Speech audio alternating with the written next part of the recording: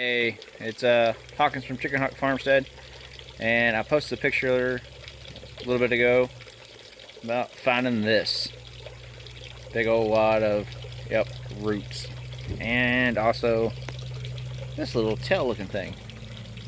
It's kind of an interesting place where I found it, very surprising. So kind of show what that is, something to look out for, I guess, when you're doing your aquaponics. And it was on my flow-through bed, or wicking bed, I should say. Go over here and I'll show you where I found this big old mess of roots and stuff. Yeah, just a second. Alright, so here's the back side here. That's where I got most of my plumbing. So this one's fine, and we can got this little here. I got this to keep debris out.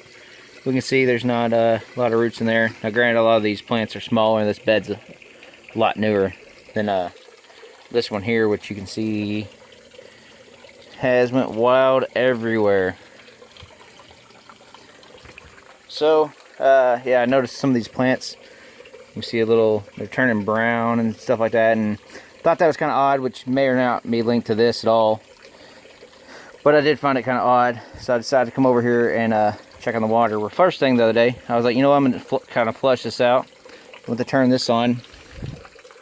Here, our little intake.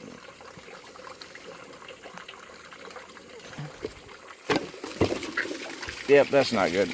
Well, yeah, that was crazy. One of the many things of trying to just use one hand. Usually I grab hold of here and then twist.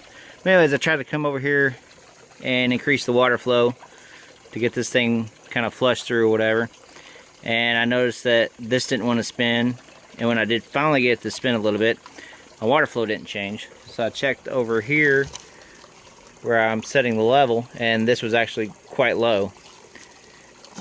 And so I took a look down inside of there, and you can see there's a few more roots in there now. But down in there, this was all grown up in there, and actually up the end of the PVC pipe itself, coming up here and all the way past the valve here, was this thing.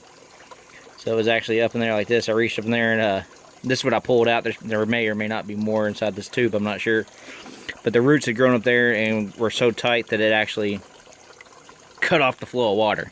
So the water was coming up, stopping because the roots made a plug, and then traveling on down the system. So my outlet, I was still getting water out, so I didn't notice anything.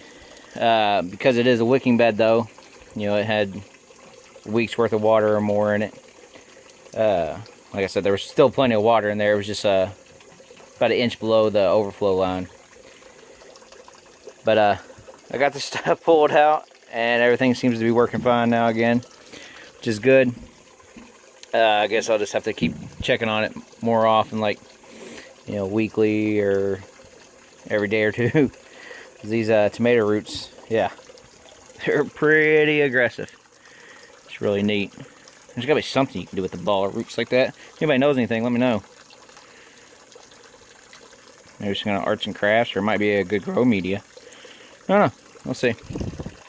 Alright, well, just wanted to give that little update, and yeah, see these little guys are getting some of them starting to turn, and man, for just a couple of plants, I mean, these things are covered. Tomatoes there, look at that.